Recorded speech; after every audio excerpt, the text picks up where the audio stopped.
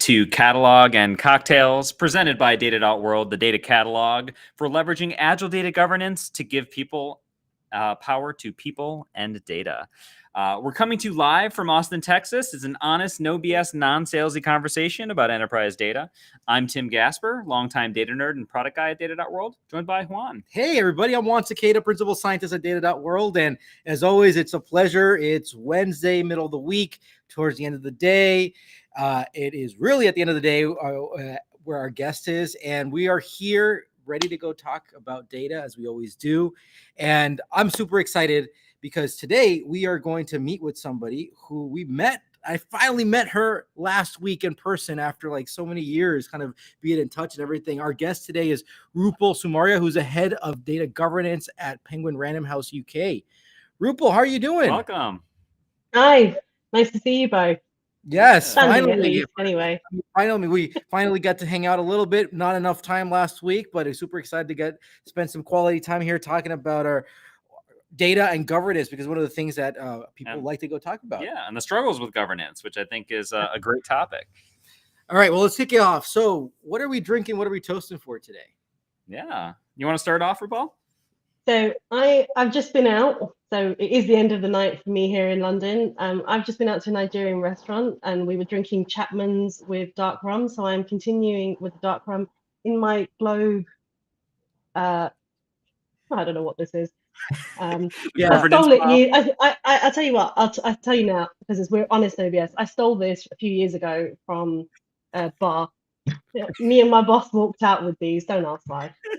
You're like, this is too cool. We need it. So for those who are not seeing this right now, she's holding like one of these disco balls that it's like small, shiny and pink and green, and yeah. So I can't even. I'm just imagining you walking out the bar with that, and it's like obviously you have a shiny thing in your hand, but you don't care. Nobody. I think it was a marketing thing for them. Maybe they just allow people to walk out because the people are like, where are they going? Where did they come from? I want to go there. That's good marketing right there. That's a good idea. Yeah. How about Tim? How about you? I am drinking right now some Voodoo Ranger Juicy Hazy IPA. A pretty solid hazy IPA, I would say. Yeah, and I am drinking. Just made this up today. It is tequila, but actually I started with some agave, added some orange bitters to that, put some tequila ice, and then topped it off with a little bit of just lime, sparkling water. It's actually pretty tasty, nice. So cheers. What are we going to toast for? Rupal, what are you toasting here today? For what are we toasting? A really random non-governance thing. I'm toasting my friend getting his phone back after losing it this morning and then finding it this evening in London, which is, an achievement. Oh, well, cheers to that. Well, finding the needle in the haystack. There we go. Cheers. Which takes us to our warm-up question, which is actually relevant to what you just said. All right. If you had to delete all but 3 apps from your smartphone, so I guess you're governing your smartphone here, right? Which are those 3 apps that you would keep? After watching my friend today, I think I would keep my camera, my messaging app, and maps, because it turns out that's all you really need. Yeah, no phone. It's funny, right? It's your smartphone. You don't need the calling app. No, I don't need that. No, we don't call people. Who's calling me? I'm not answering that. Oh man, I'm not. I was gonna say something with music, but then you said like the map is also essential, and then you need to communicate. And I use my phone for my camera. Oh, I don't know. I'm on 4. I don't know. What are you? So I thought about this question when I first saw it 5 minutes ago, and I was like, well, I was immediately thinking like, email and Slack, and then I was wait a second, like I should not choose those. Let those be laptop fodder. So I was thinking actually like I run, so like Runkeeper. Also, I feel like I would need my messaging app, so I think we would keep some of those essentials. I like how you were thinking already about healthy things, and I was like, I need the map to go find the bar or whatever, right? That wasn't the first thing. Exactly. After a couple of iterations. No, I think the worst thing was he was thinking of Slack and like emails. I'm like, if you lose your phone, you don't need to be thinking about work. Like, no. You've only got 3 apps. That's not the one. All right. Let's kick this off. Rupal, what are the honest, no BS struggles you go through to just set up a successful data governance program? To be honest, I think, I guess from, as you know, I was at your summit, and thank you for having me there. I think I'll just kind of reiterate the fact that you need to understand what you're trying to sell to your business. But to do that, you need to understand your business. So what do they care about when it comes to data? What's important to them? And what are the anecdotes that resonate with them? I think that is one of the most important things, because you will constantly be talking to people, building up relationships, and everybody has a different view on what data means to them and what's important to their part of the business. But overall, you need to know what you're trying to achieve as an organization and what that person really cares about. So for me, that is like the biggest thing. So this is tying so much of the stuff that we're bringing up about business literacy, what we're saying. And I think this is something that I think traditionally we see governance, and I'm very eager to get your point of view here, but we see governance as like this protective thing, right? Let's make sure that nobody's doing harm with their data, which of course we need to go do, but that's kind of like an isolated IT technical point of view. But once you want to go do more, I mean, you really need to make sure that you understand how you're providing value to the business. And that means that you need to understand how the business works. And it's actually so annoying. And I'm so freaking when people go off and start talking about the tech stuff and they have no freaking idea how the business works, you need to stop. Go learn the business. Go talk to people. Build those relationships. You're saying it can be easy when talking about things like governance or quality or even cataloging and things like that to think of it really tech centric, and also to think really in a vacuum. Like, oh, well, there's the 6 pillars of data quality that you have to do, right, and stuff like that. But like, well, in and of that self, that may not resonate. It's all about, can you speak to your business and do you understand your business, right? Yeah, I think you actually, Juan, as you say, right, we talk so much about data literacy, but very little about business literacy. So it's, if we're asking our business to become more data literate, that they should be asking of tech and data to be more business literate. So that actually you can meet in the middle. Because if you're not going to meet in the middle and you're always just going to play off of each other, then actually what are you trying to achieve with bringing in governance, bringing in a catalog? Because it's not going to work, because you think you're hitting all of the factors that you've read about or hear about. But if your business doesn't feel it, then it's not going to land anywhere. And they're just going to get fed up with you really quickly. So I was watching your talk, which by the way, I mean, non-salesy here. I mean, Rupal mentioned she gave her talk at our Data.World Summit, and it was the #1 rated talk, I can tell you. So I highly recommend you to take a look at this talk. And one of the things I really liked is you were going through this example of like how you are actually understanding the business. And in your case, right, you sell books. I mean, can you go give us an example of like, what is your business do and how you're aligning governance? So give an example of truly connecting to the business. Yeah, I think it changes. I think that's the thing. Your business changes, your business goals change. You need to keep on top of what it is that they're interested. Someone said to me today, actually, oh, it's data governance by stealth. They don't feel that it's heavily policed or heavily governed, because actually you're spending time to understand what it is that they need, what it is that you need, and then help them meet you in the middle. And so for us, one of the things and one of the areas that we started with was our sales department, because they needed data so badly, and they had such a poor experience before with data issues and data quality. And it just became really, understanding what they were interested in, how important it was for them, and how much they were driving our business, to then actually be able to surface that data, but have the question, an honest question first off, well, what is the most important data that you care about? And what does it actually mean? Because if we have to build all of these data models and data visualizations, we need to be able to nail it and get it right, so that you don't have just basically the same thing that you had before, just in a fancy, shiny new platform. And so really spending that time getting to know them. And I think we did that 2020, end of 2020, we had like, rounds of conversations. Well, what's your top use case? Why this over that? What does this mean? And really just getting in there with them and having those conversations. And we've done that with several other departments since then, and we continue to do that. So we have these points in time where we say, you know what, we need to bring them back to the table and find out what it is that they're interested in, and just keep that connection going. All right, this is awesome. I love it. Let's dive deeper.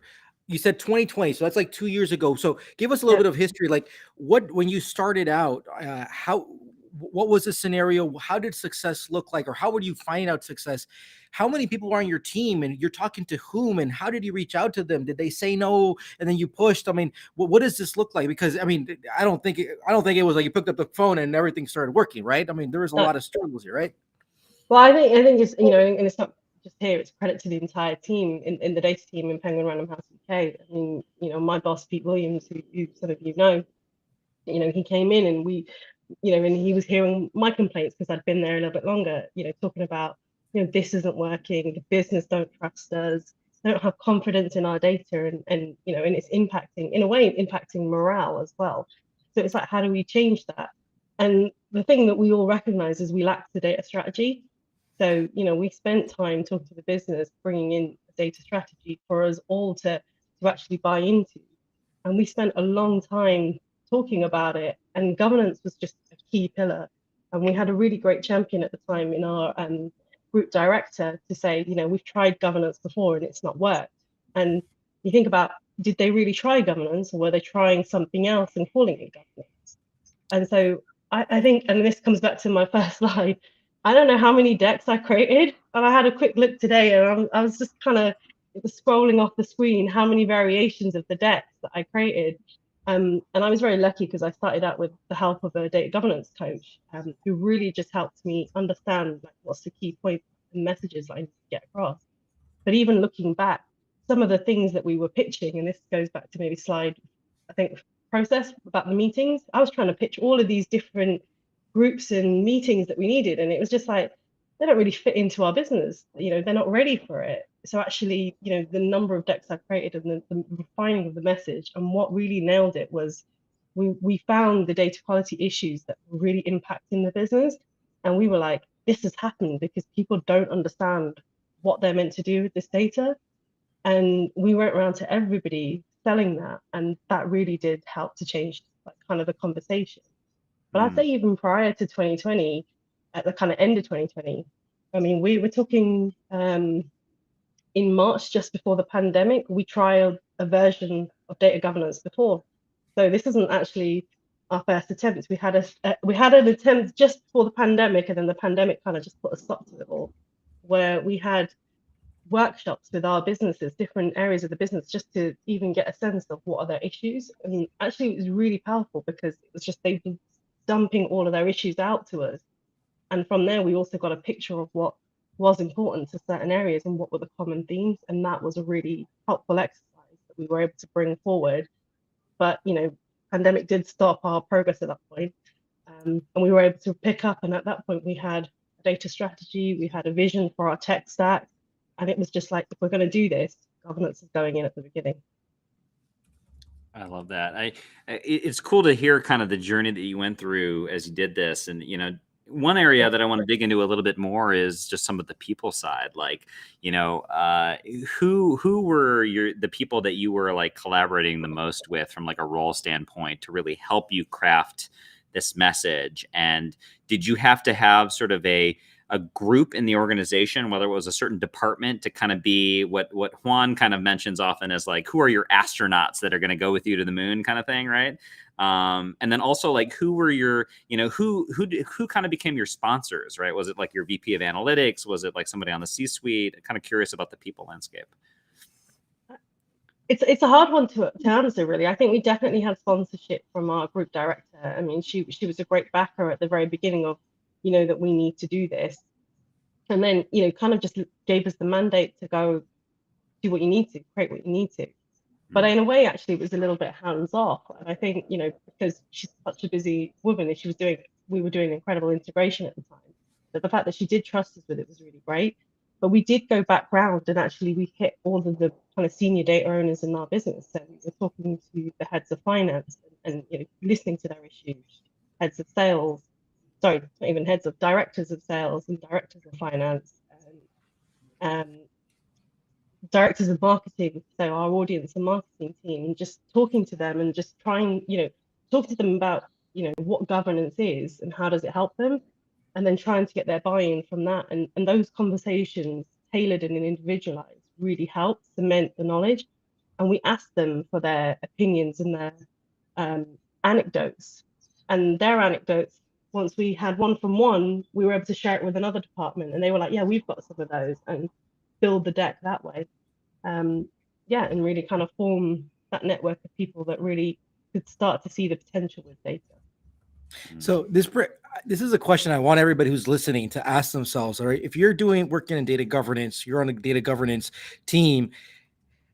When was the last time you spoke to the head of sales, the head of marketing? Because I'm actually genuinely interested. If people are out there listening, or anybody who's live right now, I appreciate if you can comment. But this is something I want to go. Like, when was the last time you worked in governance? You spoke to the head of sales, head of marketing, or the head of customer, whatever. Are you talking to them or not? Yes. So I spoke to one of the directors in finance yesterday. Actually, I went around to her desk because she was in Data.World approving a bunch of things in there that her stewards were doing, which I thought was fantastic because, and a big shout out to her. She's been a real credit to changing data governance culture in her area. So she was in there yesterday, and I think I spoke to one of the directors of sales on Monday. So, and it's not just, we have these lengthy conversations. It can be really short and sweet, or we have, 10 minutes on a call that was scheduled to be half an hour, but we've done the thing we need to do. So, we don't need to necessarily talk all the time to know that we're in contact, but we are in contact, and that is important because you need their checkpoint and you need their buy-in because they push their teams. This is a really cool perspective on how, like, what I kind of wrote in my notes here is like, get out of the building, like, get out and talk to people, because it's helping you build your case, and also you're building these relationships, because now later, you're going to be asking some of these people to sponsor in certain data sources or certain use cases, or evangelize it to their teams, or volunteer somebody to be a domain steward or something like that. And so those relationships are key. Yeah, absolutely.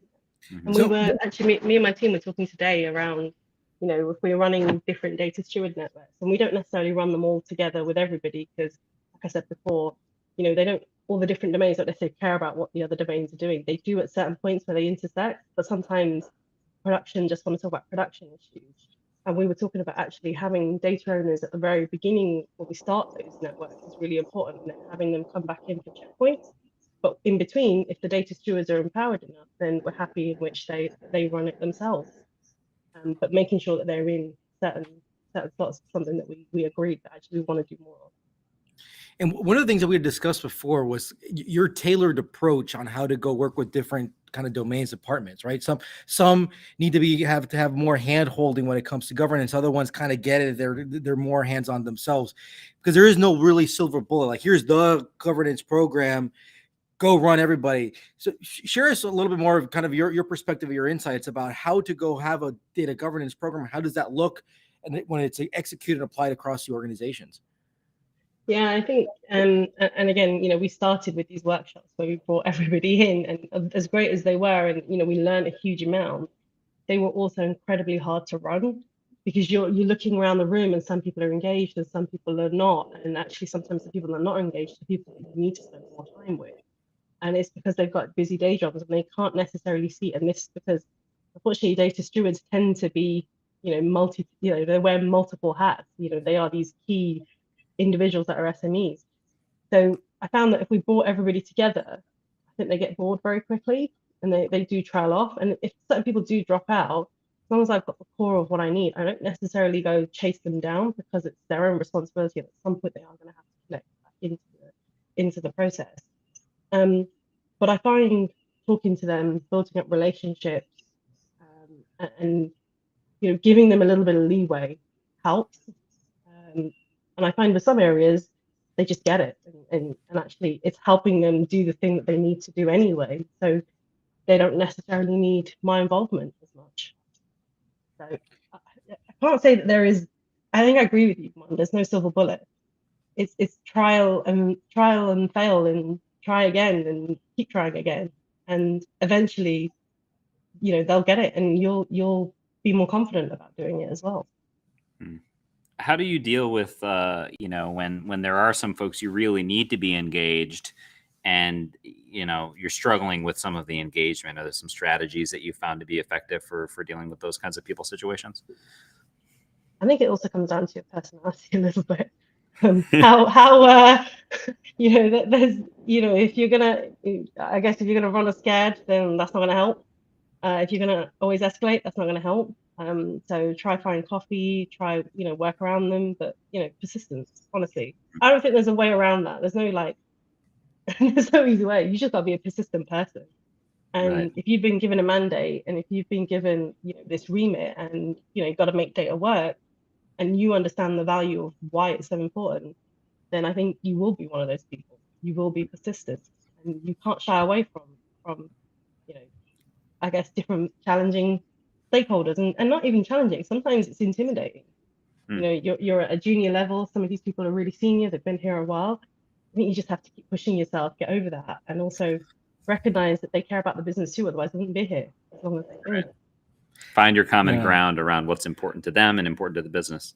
Now, that's actually good. This gets into the honest, no BS, which is like, okay, we need to do this governance. You're on this governance team. You're trying to explain things, but then you're saying like, oh, I'm junior. I'm younger than everybody else in the room, and people are so senior. Like that can be intimidating. And I mean, from the junior person, the governance team trying to explain this, and then the senior person is like, I don't have time for this stuff, right? So I think this goes into one we've talked before. Like we need more empathy on this, but I think second, kind of for those junior folks who are growing, like this is their opportunity to go to ask those questions and go learn more about the business. So I feel that it's an opportunity right now. And I think as you mentioned, right, all these different departments, you get the opportunity to see how things are going, and you get to connect the dots because folks are in their own kind of department, their own silo, and they're experts on that, but you can kind of zoom in a little bit to understand the details as much as are needed. Then you get to zoom out, you get to connect these dots and stuff. So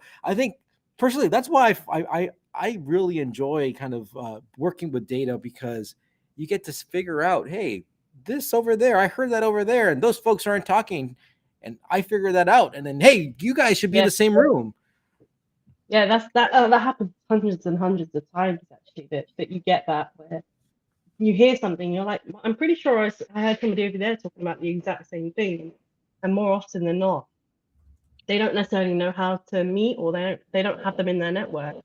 And I came from a support background, so I was dealing with all the data issues from everybody. So from just dealing with all of them and meeting with them and hearing their issues, I started to understand who everybody was. And if you do come from a operational data support kind of background, then actually you've already got quite a wide net of people in which you can tap into. So even if you don't necessarily know somebody, you can find out a little bit more about them by talking to somebody you do know.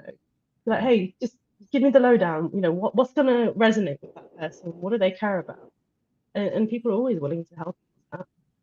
Yeah, I think this is a cool conversation because, and just to zoom out a little bit, I think that people who are less involved in governance, right, or sort of this whole activity around sort of managing, the data management function, they kind of assume that governance is more of like a policing function or more of a rules function, that like, well, we define the policy and then people got to obey the policy kind of thing, right?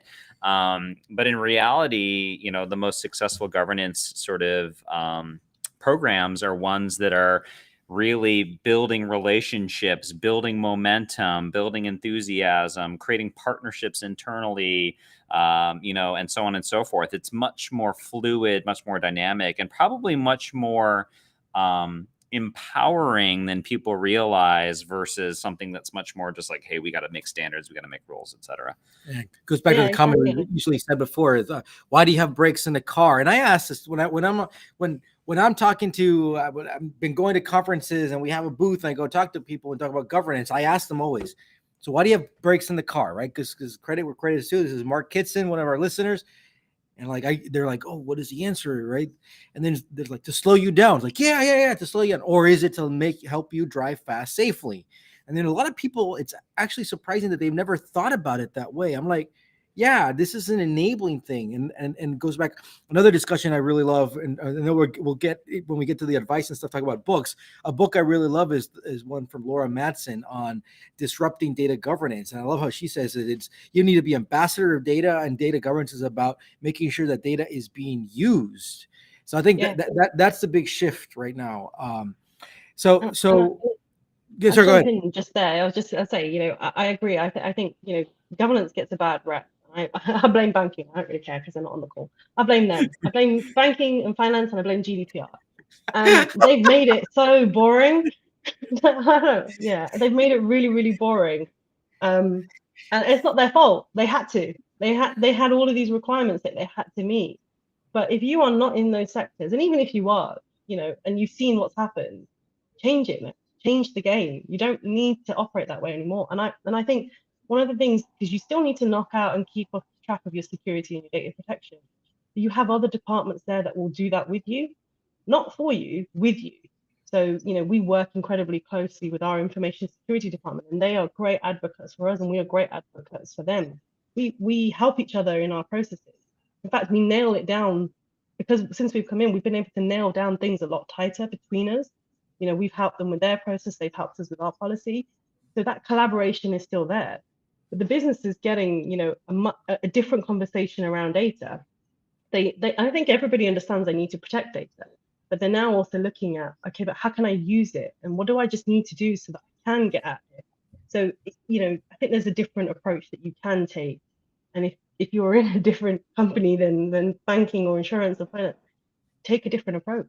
Don't go at it so heavy-handed and, trying to be police and trying to be, I guess the big boss there. You kind of want to be actually stealthy. You want to be like, how can I help you? How can I do governance, but actually not make it so not impactful, but so heavy. And Right. I think that goes back to minimal data governance or agile data governance. Do the things that absolutely need to be done. The rest will come as your culture builds. Mm-hmm. Yeah. I think that agile approach is key. And I think this, just to tie it back, when you first were talking earlier in the show today, you were talking a little bit about like building that ROI story and building your anecdotes and things like that. Like more of a policing or defensive approach to governance, I think, has certain ROI and calculations that are much more around, hey, we're trying to prevent fines, we're trying to prevent, bad actors, or things like that, bad goodwill, et cetera. But, how are you thinking about a broader story around the ROI of governance, right? What are some of the things that you're focused on, that have worked at PRH, or, are things that you think work generally to kind of provide a bigger picture around the ROI and the value of governance? I always love this when you ask ROI to data people. And honestly, most data people don't understand how to quantify ROI or what ROI is. And truthfully, it's really difficult. It's really, swear word inside, it's difficult to measure ROI, because sometimes it feels a bit fuzzy. We get use cases around, we want to use this new data set and we want to bring in this data. All right, so we ask you, what's the business value? Give us the pitch. We like to, I think you guys call it Shark Tank. We call it Dragon's Den over here. We want the business to give us, not just for data governance, but actually their data products themselves, because we wrap our data governance into data products. So it's all, together. What's your business value for doing this? And sometimes it's a really nominal amount. And sometimes you're like, really? Are you going to save me millions and millions and millions of pounds? But what you are actually doing and what they are doing is just shifting the culture to become more data literate. And you're becoming more business literate because you understand what's important to them. So I think, some companies have to measure ROI. If you've had a big issue, I think Uber's recent issue that they have, you may need to do that and focus on that side. If you're not coming from that position, focus on, the business value for your data product, but be willing to accept that, some of the numbers might be a little bit flaky, but it's your starting point as they get better and as you get better at measuring it. But one of the things that we want to do now with Data.World and the data catalog is start pulling out some of the metrics about user adoption. So are people coming in and actually checking what this actually means? Are they then going to use it in their reporting? So actually, does it make us more productive? Because I think productivity is actually where the value is. Not saying you can't monetize your data, you absolutely can, but most companies aren't there yet. So it's productivity is what you've got to measure. Well, productivity is the easy answer, right? It is. And then you're like, well, yeah, we save so much time, and you look how much this person costs so much, and blah, blah, blah. Yeah, okay, that's the easy answer, but it's so subjective. I think what we should be striving here is to really tie the data to how we made money or saved money. And I think this is an easy answer. And I'm curious what you say is, let's say you go through all this work or you govern the data and everything. And question is, how important is this data? Well, you go to that business stakeholder and saying, I'm going to pull the plug on this data. Or what are they going to say? Are they going to say, yeah, it's okay? If they say, yeah, it's okay, then hey, you're probably not bringing that much value. But if they say, hell no, I need this stuff, this is like, oh, okay, so tell me more about that, right? Because I think at some point, as the data teams, people who are responsible, kind of taking that ownership about their data products and doing data governance, like that answer of, oh, we're very productive, that is going to leave us always in that second tier. And I think we need to have this change. Otherwise, I don't know. I don't want to be part of the second tier of the business. It is more of an operational metric, yeah. But the challenge is that, you know, the data management side, data catalog, data products, data engineering, a lot of them sit under cost centers, so they can never necessarily realize the profit centers, because your structure of kind of your business doesn't necessarily reflect that the value that you make in this campaign or this advertising, you know, bonanza that you're doing over here, it just doesn't necessarily reflect on your cost center. And so it's so hard to then, you know, take what they're doing, because it's all together, it's all wrapped. And I think that's where the challenge becomes. And it's a challenge for, I think, so many data functions, and particularly data governance functions. I can't say I got the answer on that one, in all honesty. So I'd like to get to where you are, Juan. I think I'm realistic. Hold on. Is this a crazy idea or not? I mean, it's not crazy, but I don't think that the drive is there to spend, because it's going to be quite a lot of effort. Yeah, I don't think it's there yet. But if you go off and you start and literally just, why not go off to a team and say, I'm going to pull the plug on this data. We're not going to maintain it. We're going to turn it off, whatever. Just even as if it were, I don't know, as a joke or whatever. Hypothetical. Ask them and see what they would react. I would be very curious about that, because if you get positive reactions, a sense of like, no, hell no, then go off to, you're like, hey, we're not actually a cost center. I mean, they actually depend on us to go make money. Like, we're helping to go make money. I think, and I agree that the problem is that they're under a cost center, but we need to go shift and change this. Well, this kind of reminds me of Doug Laney talks about kind of a new way of doing accounting around your data, right? And like sort of this impact accounting and things like that. But it's tough. The traceability of it is tough, right? And there isn't like an accountant that sits around like thinking about like, oh, how this impact happens. But maybe there should be. Well, I listened to a podcast. This is a shout out for Miko Yuk. She has a podcast on Analytics on Fire, which I'm hoping I want to get her on her show. I forget the podcast and who the guest was, but it was literally about this, of how to turn your data analytics into a profit center.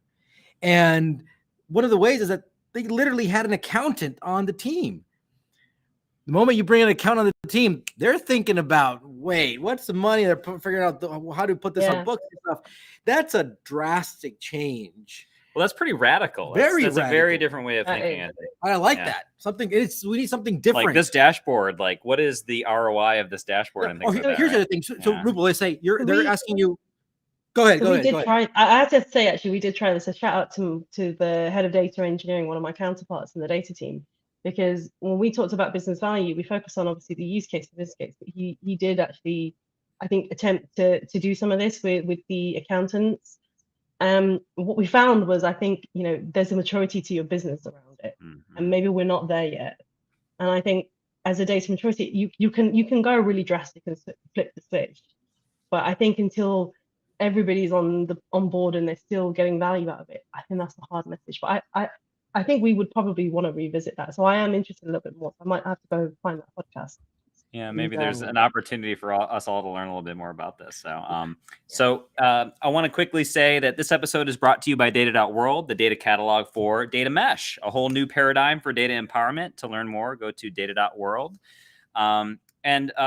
Rupal, one topic that I thought would be good for us to bring up as well on here is, so in your talk at the summit, you kind of talked about like a 4-step process. We talked a lot already about people. And kind of how people drives into this, right? So that was your step 1. But then you also talked about like policy, process, technologies for the next 3 steps. Can you talk a little bit about like your framework about how you think about that? And maybe this is a good teaser for folks to go check out your talk as well. Yeah, definitely go check it out. Policy, I don't know, everything becomes a lot more official when you have a policy, right? Like you've documented and you've thought about your standards and rules, you've thought about your scope, you realize the limits of where you can and can't be at this point in time. And I think, making sure you write a policy is really important. And it doesn't have to be pages and pages long. Actually, the shorter, the better, because people are more likely to read it. And even with short policies, you want to then, create some infographics and spend some time, getting people on board. But I think having a policy, having it where you store all your other company policy makes it real. It makes the business realize that this is important. And it also means when you're having conversations, excuse me, and people are asking, well, why have I got to do this? It's just a lot easier to say, well, it's policy now, in a way. You still have to obviously explain and like I say, tailor your approach. But it just helps you limit some of the challenges you might get. So I think it's super important to have a policy and get some feedback from other people and actually iterate. We're about to release a new version soon. We're in the process of rebuilding it because we've moved on and we need to revisit it and we need to add in a whole bunch of new standards because we are a bit more mature and we can add a bit more in. So yeah, that's really important. And process. I did it. I tried it. I tried all the meetings at the beginning. I pitched the meetings, and people just don't want more meetings. Especially when you're at the beginning and you're still trying to work out your foundations and you're trying to get, your different departments on board. Don't do it. Don't break all of them out the box. Like that's my biggest advice. Start slow. Spend a time with one area, figure out what works, and then jump onto other people's meetings and co-opt and shout your agenda from there or get other people to help you. Just don't go setting up loads and loads. Be sparing and people will respect that you're doing this, but you're also protecting their time. How do you know which, or how do you recommend with which department to start? Who's got the biggest business value for data? Honestly, and it's not just data governance who's got the biggest business value for data governance, but it's who's got a data product that actually is really exciting, it's aligned to your strategic goals as a business, and it's something that they desperately need. Start there because you're starting at the beginning of their process. You're jumping in early, and that's what you need to be. You need, as much as you can, be there at the beginning because you can. It's a lot easier to say no entry without doing governance. So business value. So I guess in a way, try a little bit harder on your ROI of this new product that you want. Yeah, no, and I think this is we need to start talking to people, understanding where the business value. Maybe some people are coming to you, but they're like, yeah, but you're not showing me you're not showing me the money. So you have to go off and talk to other people and say, hey, you're doing something. I can help you to go make more money out of the stuff. So I think this is a super important aspect. It goes back to kind of one of the starting points here was it's about relationship building. We need to get out of our office and go talk to people. Those are the leaders. So we do have, like I say, this business value process. I can't remember we call it something else now. I can't remember the name of it, but we get people to submit them. We take a sense check, we rate it, and then we take it to a group of data owners that meet I think every 6 weeks to just talk about where the progress that we're making as an organization with our data strategy. And then we surface this, and it's really interesting sometimes to see the conversations across different departments about what's important, because we have just a certain amount of resources in our teams, so we can't do everything. So what's the order in which we do it? And those always bring out, challenges to what maybe somebody has stated. So I think, ahead of maybe being able to measure ROI, a sense check. Get your senior leaders to sense check what's being asked of you. Oh, that's a good one. Have that sales check. I've spoken to a lot of folks, kind of even listeners to our podcast, and tell me that they're kind of stuck in this data governance role that they're in. Like they don't like it. What's your suggestion to folks who are in data governance that they feel like, I need to get out of this? Like, tell them just get out of it, go somewhere else, or I mean, I don't know. What's your advice here to data governance folks who feel that they are in this struggle right now and stuck? They've not found the company that they want to work for. Honestly, leave. If you don't like it, no one's forcing you there. Go let somebody else that is passionate about it do the job, and I know that's harsh. I do understand that, and at times I get frustrated with my job. Everybody does, but it's, do you believe in your company? Do you believe in what you do? And do you get support in your job? I'm really lucky. I have some great mentors at the place I work, so I can see that actually what I'm doing, and they encourage me. So if you're not getting that, then your organization is either not really meeting their data strategy, or it's not effective, or you haven't got the buy-in that you need. And if you're not happy, move on. Just honest, no BS right there. If you're not happy, move on. Rupal, a question for you. As you've gone through this experience, right, and you've built all this momentum and this excitement and all of this progress around governance and enablement, now you can kind of look back at what you've done, at PRH and at other places as well, and, think about some of the struggles there. Is there anything that now, as you look into the rearview mirror, you're like, if I could have had another crack at that, I would have done something differently? Like, is there anything you would have changed now that you can look at that and sort of, rearview mirror is 2020? No, I'm not really a big believer in that, because everything you've learned is what helps you moving forward. So, you can, as you say, obsess about it at 3 a.m. and be like, oh why did I do that? It's embarrassing. But to be honest, you've learned from it. So why waste your time looking backwards on something you can't change? But think about what you did learn and bring that forward. Like I said, I created several decks and I tried to set up all those meetings. That's embarrassing. But you know what? I learned what not to do and what to do. So no. I know we're jumping talking already about advice, but that's one I really love, which is like, it's as important to know what you want to go do, but it's also super important to know not what you should not do or you don't like and stuff like that. And yeah, you get to learn that based on your experience. So yeah. So one thing we haven't talked about yet is technology, right? And honestly, I don't like to bring up technology that often because I think one of the interesting challenges in the data space is more the people, the process. But we cannot deny that there's the technology here. So just very broadly open right now, data governance and technology. Go. What comes to mind when I say that? The data governance technology has maybe been dominated by certain big companies that are now, I guess, fast falling out of favor. And now actually, and I know, you guys are challengers in this space too, but there are a lot of companies claiming to do data catalogs. It's unnerving, I have to say, because a lot of people might now be lost in indecision. So yeah, consolidate the market, people, please, because we can't have this many, especially when some of them are sketchy at best. Not you guys, of course, because otherwise I wouldn't be here. Well, this is again, Rupal, you're real. I love how honest, no BS you're about everything, right? Yeah, you left the bar with the fancy cup. You're telling people that data governance has a bad rep because of finance and banking and GDPR and now this, like, well, the market is so convoluted. It needs to get straightened up. Yeah.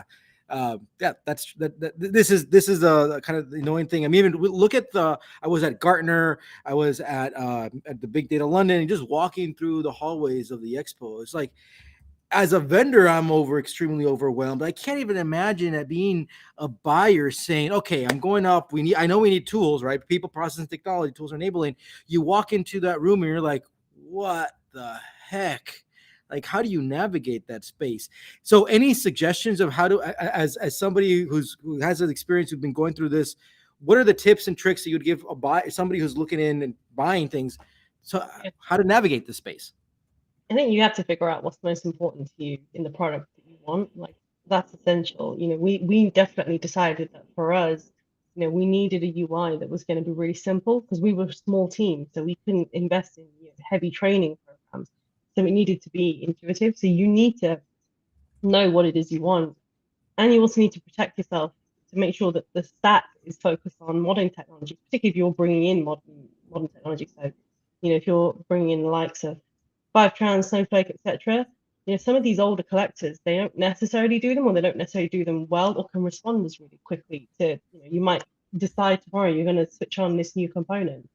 So who's going to actually be willing to work with you on that journey? and I think that's important. But honestly, I get inbox all the time from different vendors, and I think it's, for me, if I think there's a value in the product that you have and I have a use case, then I will look at it. But otherwise, don't get blinded by all of the shiny lights that are out there. Yeah, too many shiny lights. Yeah. Yeah, I think as we saw at BDL, with certain vendors focusing more on the giveaways, which I spent today, and I know you guys know who that is. All right. Wait, Super, I told you, look, time flies. I mean, we've been already at 45 minutes at this stuff. This is awesome. And I think what I really appreciate about the conversation we're having here is that you're really grounding it to something that is, I mean, it's obvious, but at the same time, it's not obvious because people aren't doing it. Is go talk to people and go figure out that business value directly. So we'll talk about this in our takeaways in a second. But hey, let's move to our lightning round, right? Just presented by Data.World, the data catalog for successful cloud migration. And I'm going to kick it off first. So question number one. I'm nervous. Let's say, are unstructured data, documents, wikis, broader knowledge management, do you all think of that as part of data governance as well? Or is it a little bit more on the edges of things, or is it separate? Yes, but we're not mature enough, or we're not there yet. Okay. It's a little bit down the way, but it is important to us. All right, question number 2. Should you have a data governance council? Ooh. Yes and no. You may need one eventually. Don't start with it. I've said this before. Don't just jump into it. I think what you need more is a data strategy board, people that are guiding your data strategy. If you've got somebody on that frame, most of the time they're probably like in and out of your data governance process anyway. Just use that instead. So a data governance council without a strategy is a dangerous thing. I think so. I think data strategy is more important because that's your enabling factor. Yeah. All right. Third question. Do you believe that all this kind of trend of data products and treating data as a product, will this really make an impact in data governance for data value and ROI, or is this just something that's a fad that's passing by? No, I don't think it's a fad. I think it is something that's here to stay. I think, it's a great opportunity to use data products to leverage data governance into them and into the underlying data sources. So although your data product might only use 10% by 10% of the data that the whole data set requires, you've already started to implement some standards. So no, I think it's here to stay. Love it. Last question, fourth question. Fast forward 5 years from now, is data governance easier? Or, did we make progress as an industry, or did some factors, right, internal or external, make it same or harder? I don't know. Do you want to ask the people that were in banking 10 years ago that question? Ouch! You Burn. really like these banking folks, huh? No, I don't mind it. I mean, not trying to, if ever I do apply for a job, I'm just trying to be honest here. But no, I think kind of we want to will go to a still have conference some and of ask the. that question.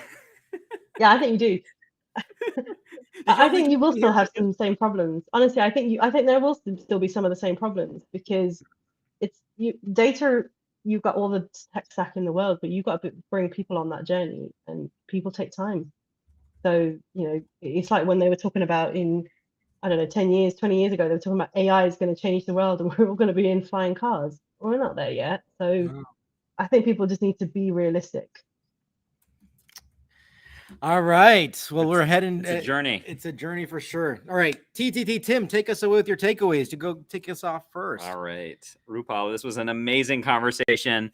I think where we especially kind of started off here was especially around like the value of data governance and like the approach to both recognizing and overcoming some of the struggles around data governance. And you mentioned that you really need to understand that, what you're trying to sell to your business, what your business needs. You need to understand the business, understand what's important to them, and figure out the anecdotes and the stories and the data points that will resonate with them. And I feel like you emphasized a lot around building relationships. I think more than a lot of folks that aren't as familiar with sort of modern governance may expect, how much you have to get out of the building and really talk with folks. And if we're asking our business to be more data literate, you mentioned that we should be probably asking our data people to become more business literate. And it's really a two-way street. You mentioned that you need to keep on top of your business and understanding what they need and kind of meet in the middle. And I think one of the things that you kind of implied with some of these statements when we were talking about that in the show was that when you do these things, you partner with the business, you all meet at the middle. Governance then doesn't feel like a policing function. It feels like a partner. And I think that's important.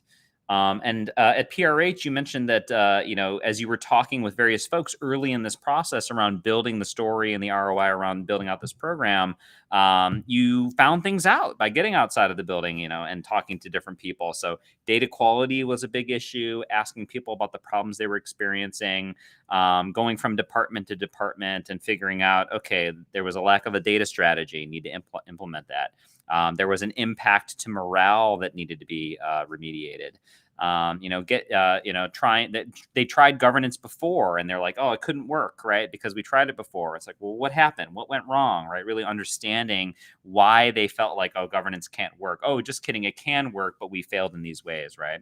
And I thought something that was great that you mentioned was, you kind of mentioned like you talked to some advisors and some coaches and folks that you trusted around data governance and also within the business. And I think that's important. Find the people that you can partner with to help you build your story. I think that's really critical. And then we talked a little bit about more about people and how the people are a key aspect to this.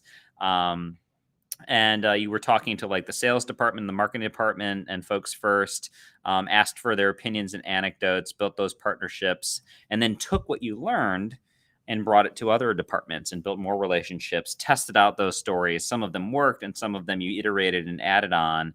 And then as you built that story, you really were able to build that overall business case. And I wrote down, get out of the governance building, right? Which may not always mean you're literally getting out of the building, but this is a mentality here we're talking about.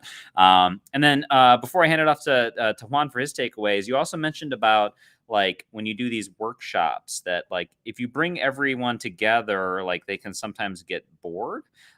Which I think is some interesting sort of like unexpected advice that like I think sometimes folks feel like, oh, I got to hound people. They must join the meeting. We got to chase people down. They got to get a demerit when they don't do the right thing and things like that. But you mentioned that like you don't need to necessarily chase people down because it's really their responsibility and the business needs to take ownership over the impact that governance and enablement around data can have. And so you need to empower them. You need to create the incentives where they want to be a participant and be aware of things like people's personalities and how you need to kind of work with and tailor things to different personalities. So tons of awesome insights there. What about you, Juan? What were some of your big takeaways? So I think I'm going to make a t-shirt out of this. It says data governance has a bad rep. I blame banking, finance. Oh, no. You know what? I think I just want to shout out to everyone. It's like nearly 11 o'clock here. I've been out and I've had a drink. So yeah, let's just take this with a pinch of salt because I feel like I've really done myself out of future jobs. Like Rupal saying, Juan, stand down. No, but okay, no, totally get it, and I know we're kind of going here a little bit ways, but it is the data governance comes from these areas, right? But BCBS 239 back the 2008 correctional session, so it is right. And I think it's about kind of changing the mentality of protecting the data to empowering the data, which is like that point is it's not just about protecting the data, which is. I'm not saying don't protect it. It's not just that, right? We need to make sure that the data needs to be used. And I think part of this mentality shift that we're doing, and we talked about ROI, and a lot of data people don't know how to think about or measure ROI, which is kind of ironic because they're data people, right? So we need to have like these shark tanks of like, okay, we're going to go do this data. Like, so what? Like, are we going to go make money with this, or like who's going to go invest in this? So, through this interaction, the data people get more business literate. Business folks get more data literate. So we need to have that balance right there. One of the things we talk about this productivity, right? Oh yes, productivity is a way to be able to kind of figure out the ROI. But I mean, we were discussing like let's go figure out truly how to go tie this directly to the money being made, money being saved, and the challenge which you brought up, which is that the data teams a lot, they show up underneath the cost center. And I think this is the change that needs to, like, that is a challenge right there. We talked about policy, and I saw everything becomes official when it's written down. I really like that quote, because we all have these things, and we need to start writing them down and then take it to the next level to mature and make that computable policy and so forth. The shorter the better. And you said something that I was not expecting. I said infographics. And I'm already thinking this is a fascinating idea to say we're going to go start defining our policies, and let's actually go draw this out. Let's have a nice cartoon, visualize it and go explain it so everybody can understand it. And I think that's a very powerful idea right there. And once you're writing this down, you know where you are today, and you know what you can accomplish today, and kind of create that mapping of what needs to be done, because you need to get feedback about that. You need to go iterate. You get new releases, and guess what? The industry changes, your company grows, gets more mature, then those policies need to get updated too. So it's like it's a living policy eventually. Processes, people don't want more meetings, right? We don't have to go start with all the meetings we have to have. Like, let's just start small around this stuff. And how to get started is work with the department of folks who are going to get a lot of business value, a lot of money ROI there from the data. And they're very aligned. Their data is aligned with the business goals. That's what you should start with. Anything that you've changed in the past, I really like it. Like, no, you wouldn't change anything in the past, right? You're learning a lot from that. And then finally, we close with technology. There was this first wave of governance tools, but many of them have fallen out. And right now, there are just way too many catalog tools out there. So we need some consolidation in the market. And if you're navigating that expo floor, that vendor floor, how do you navigate that? Well, make sure you have your use cases clear, right? You understand that we get a line of the business, but also on the feature side, what do I need, right? Do I need to focus more on the UI, or do I need to make sure that they can go catalog all the different types of resources that we have? And it's not just the modern ones, they got legacy and so forth. Whew. That was it. How did we do? What did we miss? I don't know. I think you summarized that better than I have done, or ever could have done. So thanks. I'm a sniff at this bit. All right, we'll throw it back to you. 3 questions. Oh, actually, one more. Have a really good team. You need a really good team behind you. Wider data team, good data governance team. So focus on your recruitment. That's always shout out to all of them. Adding it to the takeaways. That's perfect. All right. 3 questions. What's your advice? Who should we invite next? And what resources do you follow? What's my advice? Despite me being on here and doing a few talks, I still haven't got everything nailed down. So just remember that. Take everything with a pinch of salt as well, and understand that we are still on our journey, and so are you. So that's my one bit of advice. Same for anybody else that you hear out there. Everybody's on a different scale, different part of their journey. So just remember that. So don't get overwhelmed. Love that. 2, who should we invite next? I don't know. There's so many people out there that are really good. And I think in the UK, big shout out to Nicola Askham, definitely one of the great data governance coaches here, George Firkin, someone that I talked to at The Guardian, Shemali Mukherjee. She's really nice and she's really helpful, and she runs a little know-how session for data governance people in London along with Nicola. So shout out to her as well. So, yeah, invite them all. Okay, Nicola. Yeah, I've seen Nicola. I've been meaning to reach out to her. That's awesome. Appreciate that. Finally, what resources do you follow? So all of the ones I've just said before. Okay. But actually, one of the things that I like, and also this is a pitch for Penguin Random House. One of the books is How to Own the Room, because I think when you're talking to everybody, sometimes you do need to be able to own the room and talk to them. And just as a side note, also How to Adult. How to Adult. Oh, nice. Those are both good recommendations. yeah, like it. But How to Own the Room, I think, is a really, really great book, because you don't have to read the whole thing, but focusing on little snippets, I think, really help, because a big part of it is the people aspect, and you need to be able to have those different kind of relationships at those different levels. We talk about sometimes people feel intimidated, but it's all about your confidence level, and sometimes everybody needs a bit of a pep talk. All right. I love it. I haven't checked out that book yet, so I'll have to. All right. Well, Rupal, thank you so much. This has been a phenomenal conversation. And just quick shout out to next week. We have Patrick Bangert, who is the VP of AI at Samsung. So we're going to have some really good, honest, no BS discussions about the state of AI. Incredible thoughts about like AI, where it's going, where it's failed, opportunities. So excited for that. Yeah. Rupal, again, thank you so much. We're so excited we had this final conversation. We met finally in person last week, and looking forward to more conversations and seeing the successes that you're having. Cheers. Yeah, definitely. Thank you so much for having me.